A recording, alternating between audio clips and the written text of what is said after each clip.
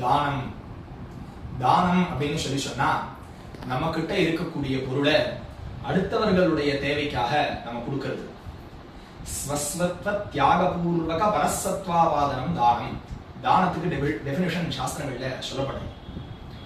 தானம் அப்படிங்கிறது எப்படி இருக்கலாம் அப்படின்னா, ஸ்ரத்தஜா தேயம் அஸ்ரத்தஜா அதேயம் ஹிரியா தேயம் பிஜா தேயம் சம்விதா தேயம் அப்படின்னு சொல்லிட்டு வேதம் எப்படி ஒருத்தருக்கு ஒரு பொருளை கொடுக்கணும் அப்படின்னு சொல்லிட்டு சொல்றது. அதாவது நம்பிக்கையோட கொடுக்கணும். ஒருத்தருக்கு நம்ம ஒரு பொருளை கொடுக்குறோம் அப்படின்னாக்கா அதனுடைய அளவு முக்கியமே கிடையாது. நம்ம ஒரு 100 ரூபா கொடுக்குறோம், ஒரு 1000 ரூபா கொடுக்குறோம், ஒரு 1,00,000 ரூபா கொடுக்குறோம், ஒரு ஸ்வர்ணம் கொடுக்குறோம், அல்லது ஒரு வெள்ளி கொடுக்குறோம், ஒரு வஸ்திரம் கொடுக்குறோம், என்ன வேணா கொடுக்கலாம், அல்லது ஒருத்தருக்கு உணவு கொடுக்குறோம். எதை கொடுத்தாலும் நம்பிக்கையோட கொடுக்கணும். அதே சமயம் பிரியவாத் சகிதம் தானம், அன்பா பேசி ஒரு தானத்தை கொடுக்கணும். ஒருத்தருக்கு நம்ம கொடுக்கறோங்கிறதுனால நம்ம என்னமோ பகவான் அப்படிங்கக்கூடிய ஒரு பிரம வரவே கூடாது. இங்க தானத்துல சொல்லும் பொழுது கொடுக்கிறவனை விட வாங்கிக்கிறவனுக்கு தான் வசதியான ஒரு ஸ்தானம் சொல்லப்பட்டிருக்கு. அதனால நம்ம என்னமோ சாமானியன், நமக்கு பகவான் அவர்களுக்கு கொடுக்கிற பாக்கியத்தை கொடுத்திருக்காரு அப்படிங்கிற எண்ணத்தோட ரொம்ப வினயத்தோட கொடுக்கணும் அப்படின்னு சொல்லப்பட்டிருக்கு. வினயம்னா என்ன அர்த்தம்னா பணிவோட. நம்ம ஒருத்தருக்கு ஒரு விஷயத்தை கொடுக்கறோம்னா பணிவோட கொடுக்கணும், அன்போட கொடுக்கணும். பயந்துண்டு கொடுக்கணும்னு சொல்றது வேறு. பயந்துட்டுனா என்ன அர்த்தம்? எதுக்கு பயப்படணும்னா நம்ம கொடுக்கறது அவர்களுக்கு பிடிக்குமோ பிடிக்காதோ, அவர்களுக்கு அது உபயோகப்படுமோ படாதோ, இது கொஞ்சம் குறைச்சலா இருக்குமோ அப்படின்னு நம்ம வெட்கப்பட்டு கொடுக்கணும். அப்போ நம்ம கொடுக்கறது ரொம்ப முக்கியம். அதுலயும் நல்ல பொருளை கொடுக்கறது அதை விட முக்கியம். அதை விட முக்கியம் நம்ம கொடுக்கும் போது அன்போட கொடுக்கறது அதை விட முக்கியம்னு சொல்லப்பட்டது. தானேன சுலபோ தர்மஹ. இந்த கலியுகத்துல தானத்தினால பெரிய பலனை அடையலாம் அப்படின்னு சொல்லப்பட்டது. இதனால யார் யாருக்கு என்னென்ன தேவை இருக்கோ, ஒருத்தர் பசின்னு வர, அந்த பசின்னு வரவர்களுக்கு எந்த யோகியத்தையும் நம்ம பார்க்கணும்னு அவசியம் இல்லை. பசிக்கு என்ன யோகியத்தை சொல்றதுன்னா அன்னஸ்ய க்ஷுதிதம் தானம்னு சொல்லப்படும். பசி தாகம் தூக்கம்ங்கிறதெல்லாம் அந்த லோகத்துல எல்லா ஜீவராசிகளுக்கும் பொதுவான ஒரு விஷயம் இல்லையா? அப்போ ஒருத்தருக்கு பசி அப்படிங்கக்கூடிய ஒரு யோகியத்தை இருந்தாலே போதும், அவர்களுக்கு அன்னம் நம்ம கொடுக்கலாம். அன்னம் கொடுக்க முடியல அப்படின்னு சொன்னா அதுக்கு உண்டான பொருளை கொடுக்கலாம். அதையும் கொடுக்க முடியலன்னு சொன்னா அதுக்கு உண்டான ஒரு பணத்தை கொடுத்து அவர்களுக்கு நீங்க அன்னத்தை சாப்பிடுவோம் அப்படின்னு சொல்லலாம். அதனாலதான் நான்னோதக சமம் தானம்னு சொல்லப்பட்டிருக்கு. தானத்துல மிகப்பெரிய தானம் அல்லது சமம், ஒரு தானத்துக்கு இன்னொன்னு சமம் இல்லைன்னு சொன்னா அதுக்கு தாகம்னு வந்தவாளுக்கு ஜலம் கொடுக்கறதும், பசின்னு வந்தவாளுக்கு சாப்பாடு போடுறதும், இதுதான் தானத்துல தான் பெரிய தானம்னு சொல்லப்பட்டது. அதனால தானம் கொடுக்கணும். அது யாருக்கு என்ன தேவையோ அதை கொடுக்கணும். இதுவே ஒரு நல்ல ஒருத்தர் வர, தனக்கு படிப்பு வேணும்னு வராருன்னு வச்சுக்கோங்க, அப்ப அந்த இடத்த படிப்பு கொடுக்கணும். சர்வேஷாமேவ தானானாம் பிரம்மதானம் விசிஷ்யதேன்னு சொல்லப்படுது. தானத்துலதான் பெரிய தானம்ங்கிறது வித்யாதானம், அவர்களுக்கு படிப்பை கொடுக்கிறது. ஒரு தலைமுறையில படிப்பு இல்லாதவர்கள் இருக்கா அப்படின்னு சொன்னா நம்ம கொடுக்கக்கூடிய பணமோ பொருளோ அந்த டைம்ல அவர்களுக்கு மாத்திரம் தான் பிரயோஜனப்படும். அதுவே நம்ம படிப்பை கொடுத்தோம்னு சொன்னா அந்த தலைமுறை மாத்திரம் இல்ல, இனி வரக்கூடிய தலைமுறை அத்தனை பேரும் சௌக்கியமா இருக்கும் இல்லையா? ஒருத்தர் படிச்சுட்டா போறோம், அடுத்த தலைமுறையை எப்பாவது அந்த தலைமுறையை படிக்க வைக்கணுங்கிற எண்ணம் வரும். அந்த படிப்பு மூலியமா அவர்களுக்கு நல்ல பதவி வரும். பதவி மூலியமா அவர்களுக்கு தேவையான பொருள் கிடைக்கும். அந்த பொருளை வச்சு திரும்பி படிப்பு மூலியமா அவர்களுக்கு மேன்மை கிடைக்கும் அப்படிங்கறத நம்ம அன்றாட வாழ்க்கையில பார்க்கணும்.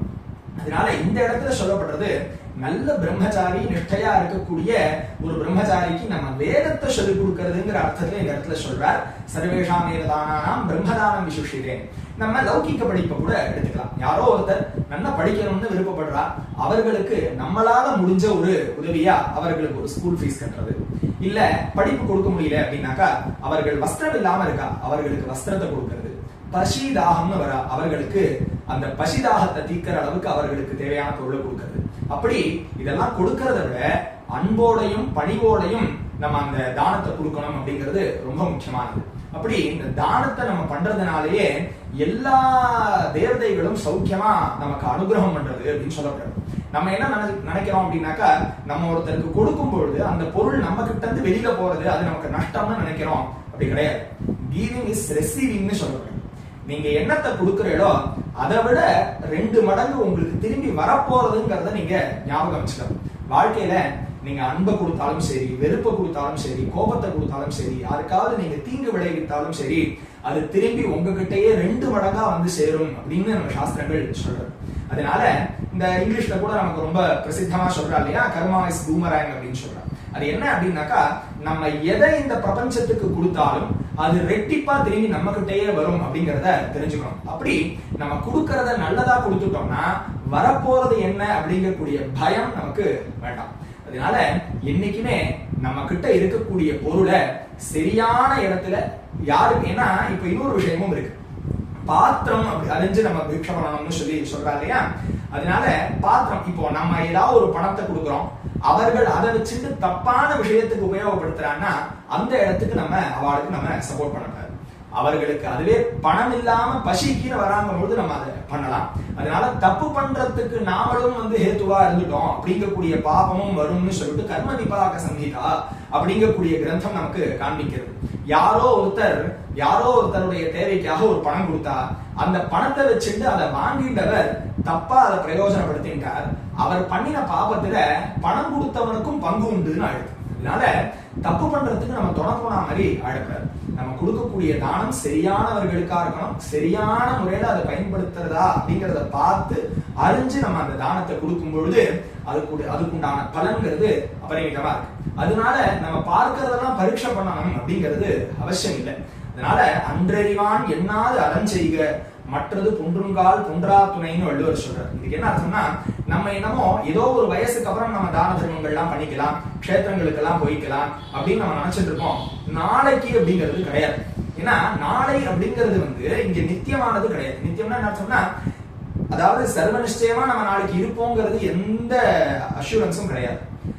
தமிழ்ல சொல்லும்போது என்ன சொல்றாரு அப்படின்னா, இன்று இருப்பறை நாளை இருப்பரோ என்று எண்ணவோ திடமில்லையே அப்படின்னு சொல்றாங்க. அனித்யம் அசுகம் லோகம் அப்படின்னு பகவான் கீதையில சொல்றாரு. இன்னைக்கு நம்ம இருக்கோம், அடுத்த நாள் என்ன அப்படிங்கிறது நமக்கு தெரியாது. நம்ம வேணா ஷெட்யூல் இந்த மாதிரி எல்லாம் வச்சுக்கலாம், டைம் டேபிள் போட்டு வச்சுக்கலாம், ஆனா இருக்கிறது நம்ம கையில இல்ல அப்படிங்கிறது சர்வநிச்சயமா இருக்கு இல்லையா. அப்போ இன்னைக்கு நான் ஏதாவது ஒரு தர்மம் பண்ணணும்னு யாராவது நமக்கு சொல்றா, அல்லது நம்ம மனசுலயே தோன்றது, இல்ல யாரோ ஒருத்தர் நமக்கு இது தேவை இருக்குன்னு கேட்கிறா, நமக்கு உடனே நம்ம என்ன பண்ணணும், இது பகவான் நமக்கு கொடுத்த ஆజ్ఞேன்னு நம்ம எடுத்துட்டு, நம்ம முன்னாடியே சொன்னோம் இல்லையா, எல்லா ஜீவராசிகள்கிட்டையும் இருந்துட்டு அந்த உயிர் தன்மையா இருக்கிற பகவான் தான் அப்படின்னு சொல்றோம் இல்லையா. அப்போ யாரோ ஒருத்தர் மூலியமா நம்ம கிட்ட உதவின்னு கேட்டு வரவாலும் அந்த சாட்சாத் அந்த பகவான் தான் அப்படிங்கக்கூடிய பாவனை நமக்கு இருக்கணும். அப்படி நம்ம பண்ணக்கூடிய உதவி அந்த மனிதர்கள் வேணா மறந்துடலாம், பகவான் மறக்கிறதே. அதனால நம்ம பண்ணக்கூடிய தானத்துக்கு என்ன பலன் அப்படிங்கறத பத்தி நம்ம யோசிக்காம அந்த தானம் பண்ணக்கூடிய இடத்துல பகவான் நமக்கு வச்சிருக்காரே அப்படிங்கக்கூடிய எண்ணத்தோட நம்ம இருக்கணும், திருப்தியா இருக்கணும்.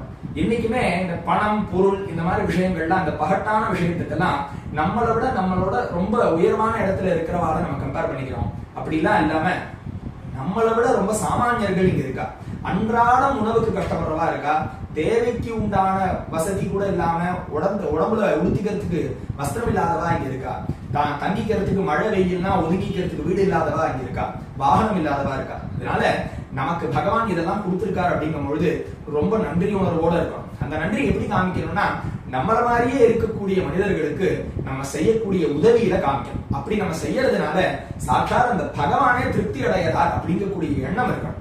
அதுல சந்தேகமே நமக்கு இருக்கக்கூடாது. அதனால யாரும் அவரவர்களுக்கு சக்திக்கு தகுந்தாற் போல தானம் பண்ணணும். அது சின்ன பொருளா இருக்கலாம், பெரிய பொருளா இருக்கலாம், ஆனா தானம்ங்கிறது சர்வநிச்சயமா எல்லாரும் பண்ணணும். பகவான் இன்னைக்கு நமக்கு நிறைய கொடுத்துருக்கிறதே 4 பேருக்கு கொடுக்கறதுக்காக தான். நன்னா ஞாபகம் வச்சுக்கோங்க, அதான தோஷேன பவேத் தரித்ரி, தரித்திர தோஷேன கரோதி பாபம், பாபாதர்ஷம் நரகம் பிரஜாதி புனர்தரித்ரஹா புனரேவ பாபின்னு தர்மசாஸ்திரம் சொல்றது. இதெல்லாம் ரொம்ப பயமா இருக்கும் கேட்கறதுக்கு. யார் ஒருத்தர் முன் ஜென்மால அடுத்தவர்களுடைய தேவைக்காக கொடுக்காம தனக்குன்னு மாத்திரம் வச்சுட்டு இருந்தாலோ அவர்கள் தான் இந்த ஜென்மால கையேந்தி நிற்கிறாள். இப்போ இந்த ஜென்மால நம்ம கொடுக்காம போனோம்னா சர்வ நிச்சயமா நமக்கும் அடுத்த ஜென்மாவும் ஒண்ணு உண்டு, அதுக்கு நம்ம கையேந்திர நிலைமைக்கு நம்ம வந்துடுவோம். அதனால அந்த தரித்திர தோஷத்தினால அவன் தப்பு பண்றான், அந்த தப்புனால அவனுக்கு நரகம் கிடைக்கிறது அப்படின்னு சொல்லி சாஸ்திரம் சொல்றது. அதனால அவன் திரும்பி தரித்திரனாவே பிறந்து திரும்பி கஷ்டப்படுறான் அப்படின்னு சொல்றது. அதனால யாரும் நமக்கு யாருக்காவது ஏதாவது ஒரு பொருள் நம்மளால அடுத்தவர்களுக்கு பிரயோஜனமானது அப்படின்னா தானம் பண்றது நமக்கு பகவான் அனுகிரகம் பண்ணியிருக்காருங்கிற சந்தோஷத்தோட அடுத்தவர்களுக்கு கொடுக்கணும். அதே மாதிரி ஒருத்தருக்கு கொடுக்கும் போது சிடுன்னு கொடுக்கக்கூடாது, திட்டின்டே கொடுக்கக்கூடாது. முன்னாடியே சொன்ன மாதிரி அன்போட ஒருத்தருக்கு நம்ம கொடுக்கிற பொருளை கொடுக்கணும். அந்த பொருளுடைய அளவு விஷயம் இல்லை, மனப்பூர்வமா கொடுக்கிறோமா அப்படிங்கிறது தான் விஷயம். நமஸ்காரம்.